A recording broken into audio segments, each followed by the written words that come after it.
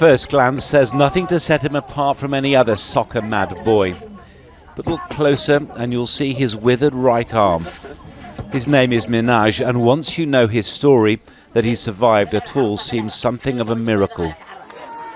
This was the first time we met him, 6 years ago, hours from death. Oh, there's a very sick child. So nearly another victim of a famine that killed 250,000 people. Doctors from the International Rescue Committee saved his life.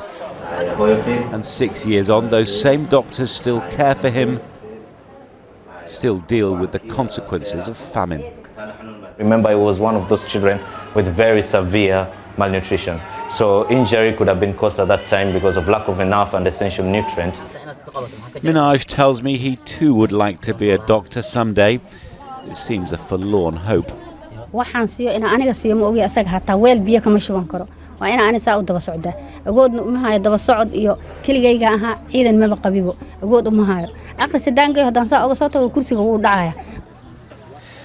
is at a Dadaab refugee camp, a sprawling warren of huts and dirt tracks that are testament to Somalia's unbroken cycle of poverty, hunger and war.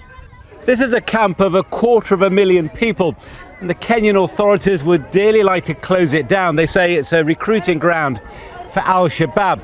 But the drought will thwart all that, because far from leaving, people are beginning to come back.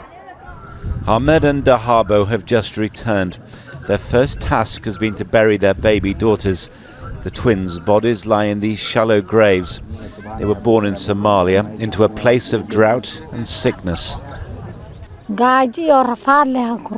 We tried to bring them back here for help, she says, but the road was rough. There was no food and my body was aching. My babies just got weaker and weaker. Every day brings more malnourished children, with mothers who have tried life back in Somalia and found it impossible. Aid workers say they're now planning to cope with 75,000 new arrivals. Do you fear that history might be repeating itself? Definitely. I fear we already saw it previously, and I fear we could see the same picture coming in if we don't do something urgently. So another generation of Minhaj? Another generation of Minhaj will be probably as a result of this if nothing is done. Minhaj is a born survivor, but his future and that of so many like him is as uncertain as ever. John Ray, News at 10, Kenya.